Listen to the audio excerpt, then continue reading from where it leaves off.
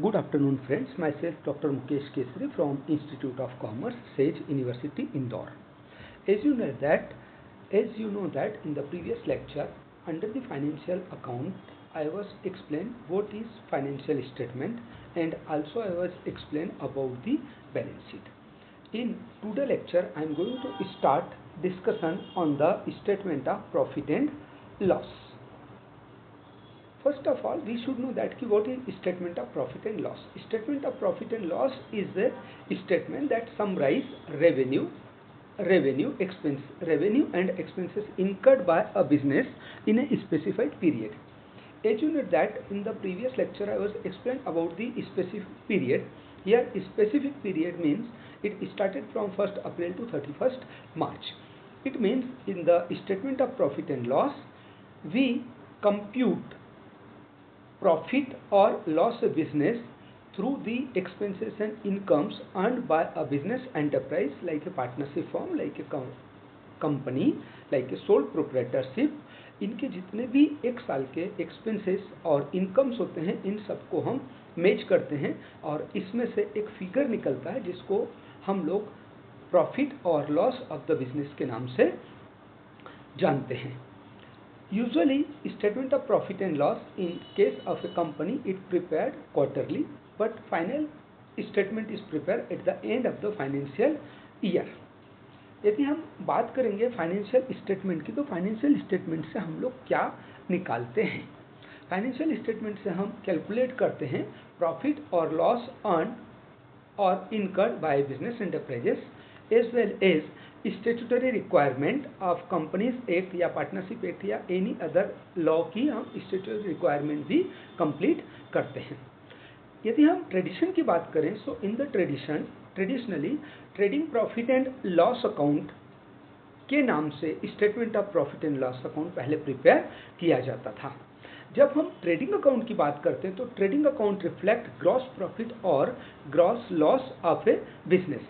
Whereas profit and loss account की जब हम बात करते हैं so profit and loss account depict or show net profit or loss earned by a company in a financial year. यदि हम इसके कैलकुलेशन की बात करें या कंप्यूटेशन की बात करें और अकाउंट की बात करें तो जैसा हम लोग जानते हैं कि अकाउंट में डेबिट साइड होता है और क्रेडिट साइड होता है. First of all we have to prepare traditionally trading account. जब ट्रेडिंग अकाउंट की बात करते हैं तो ट्रेडिंग अकाउंट के डेबिट साइड में हम लोग सारे डायरेक्ट एक्सपेंसेस लिखते हैं. यहाँ पर जब हम डायरेक्ट एक्सपेंसेस की बात करते हैं तो डायरेक्ट एक्सपेंसेस में क्या क्या इंक्लूड होता है. इसमें इंक्लूड होता है सारे purchase related expenses like opening stock of goods, purchases of goods में से हम लोग माइनस करते हैं परचेस रिटर्न. सो यहाँ हमारा आंसर आता है नेट परचेसेस. इसके बाद हम लोग रिकॉर्ड करते हैं वेजेस के अलावा कैरेज कार्टेज जो कि गुड्स परचेस करने से रिलेट होता है. किसी प्रोडक्ट को बनाने के लिए जब रॉयल्टी लगती है, पावर लगता है या कोई फैक्ट्री एक्सपेंसेस होते हैं तो सम टाइम कोई ट्रेडिंग बिजनेस जब होता है तो ट्रेडिंग बिजनेस में ऐसे पावर वगैरह तो नहीं लगता है लेकिन कैरेज कार्टेज वगैरह लगता है. इन सब को भी हम ट्रेडिंग अकाउंट में as a direct expenses debit side लिख देते हैं. After this in the credit side की यदि हम बात करें तो क्रेडिट साइड में सबसे पहले बाय साइड में हम लोग लिखते हैं बाय सेल्स में से माइनस करते हैं सेल्स रिटर्न, इससे आ जाता है नेट सेल्स और लिख देते हैं क्लोजिंग स्टॉक. अब क्रेडिट साइड में जो लिखा हुआ है हमने इसको हम लोग बोलेंगे यहाँ पर डायरेक्ट रेवेन्यू. इस डायरेक्ट रेवेन्यू में से सारे direct expenses which has already been debited in trading account इसको माइनस करते हैं. यदि क्रेडिट साइड डेबिट साइड से एक्सेस होता है तो जो आंसर आता है that answer is known here as gross profit. अब इस ग्रॉस प्रॉफिट को हम लोग ट्रांसफर करते हैं प्रॉफिट एंड लॉस अकाउंट में. Now we start here profit and loss account. So first of all we should know that कि what are the component of profit and loss. Profit and loss के component की बात करेंगे तो profit and loss is a account. Here in the debit side of profit and loss account all the indirect expenses and indirect losses are recorded. Whereas in the credit side gross profit के साथ साथ सारी indirect incomes को record करते हैं. अब बात करेंगे हम लोग कि इनडायरेक्ट एक्सपेंसेस आखिर होते क्या हैं. यहाँ पर इनडायरेक्ट एक्सपेंसेस की बात करेंगे तो all those expenses which are indirectly relate to a business concern are recorded, as well as some type of expenses are also some type of losses are also debited in profit and loss account. यहाँ पर indirect expenses के examples की बात करें हम तो business में हम पे करते हैं साल भर में सैलरी, रेंट पे करते हैं यदि हमने अपना ऑफिस या कोई शॉप किराए पर लिया हुआ तो उसका रेंट पेमेंट होता है।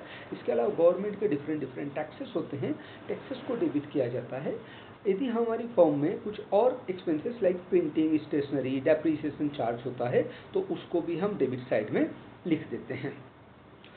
गवर्नमेंट के टैक्सेस वगैरह ये सब लिख देने के बाद में क्रेडिट साइड में जब हम आते हैं तो क्रेडिट साइड में हम सारी इनकम्स लिखते हैं।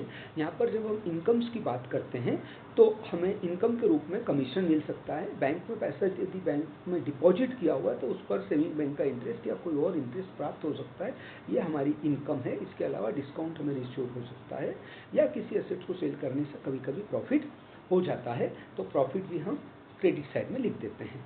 और जब लॉस की बात करते हैं तो असेट्स को सेल करने पर जो लॉस होता है या स्टॉक के जलने बिखरने, आग लगने के कारण से कोई लॉस होता है तो इन लॉसेस को हम लोग एबनॉर्मल लॉस के नाम से जानते हैं और ये एबनॉर्मल लॉसेस भी directly profit and loss account के डेबिट साइड में लिख दिए जाते हैं। अब जो क्रेडिट साइड में जितने आइटम्स हमने लिखे हुए हैं इन सबको हम लोग यहाँ पर रेवेन्यू के नाम से जान सकते हैं। इन सारे रेवेन्यूज को ऐड करते हैं, इट मीन्स क्रेडिट साइड का टोटल करते हैं और डेबिट साइड का टोटल करते हैं। क्रेडिट साइड के टोटल में से डेबिट साइड के टोटल को सब्ट्रैक्ट करते हैं तो जो आंसर आता है या डिफरेंस अमाउंट आता है, यदि क्रेडिट साइड का टोटल जाता है और डेबिट साइड का टोटल कम है तो ये पॉजिटिव आंसर आया और ये पॉजिटिव आंसर हमारा कहलाएगा यहाँ पर नेट प्रॉफिट। और यदि डेबिट साइड का टोटल ज़्यादा होता है it means expenses are more than the incomes, तो जो आंसर हमारा आएगा या जो डिफरेंस फिगर आएगा उसको हम लोग यहाँ पर नेट लॉस के नाम से जानते हैं। आज के लेक्चर में हम इतनी ही बात करेंगे, अगले लेक्चर में इसको और आगे कंटिन्यू करेंगे। तब तक के लिए थैंक यू।